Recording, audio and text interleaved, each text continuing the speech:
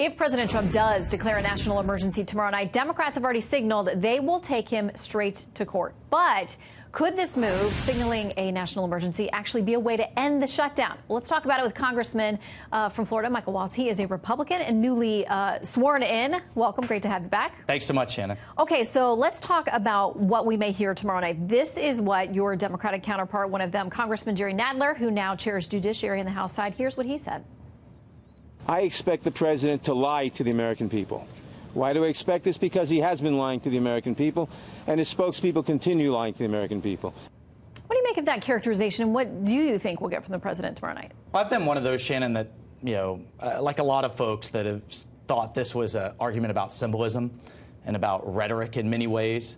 We're not going to have a concrete wall from sea to shining sea. At the same time, we're not going to have purely open borders. I think the president has actually been pretty pragmatic about this, and even became more so over the weekend when he said, fine, don't call it a wall if that's the hang up. What he wants is real border security, which we have to get to legal immigration reform. Whether it's steel slat, fence, barrier, whatever you want to call it. And I think, he went there in a pragmatic way over the weekend. And now we have many Democrats who have voted for the Secure Fences Act in 2006, including Senator Schumer and Clinton and Obama back then. So if we voted for it then, it's there. We're supporting it. We're maintaining it.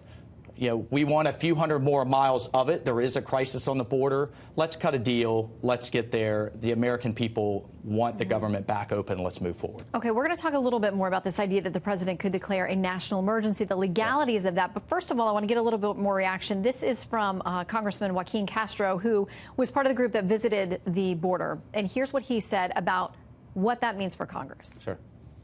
It would be profoundly inappropriate for the president of the United States to circumvent the legislative branch of the United States government, the United States Congress, and single-handedly, against the will of the American people and the American Congress, put up a border wall on the U.S.-Mexico border. All right, as a member of Congress, you have specifically delineated powers. Do you think this would be an inappropriate power grab by the president to go around you? Well, I would certainly prefer and hope that we can come to a deal where we have an appropriate authorization and we have an appropriation. I mean, that's our system, and that's what I hope we can stick to.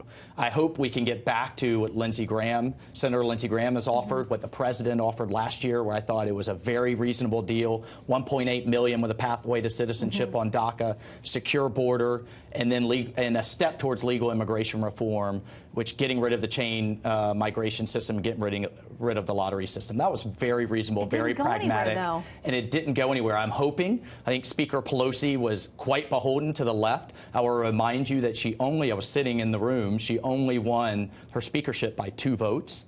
And so, she was not going to come to the table before she secured her speakership. I'm hoping now she's in a position to be reasonable and move forward like she did in 2006 and like we have since. So quickly, you're okay with DACA being part of this deal or potentially being on the table? Well, I think, compromise can't be a dirty word. I think it's how we do it. But what the president laid out over a period of 15 years for $1.8 million, I thought was a concession in some way.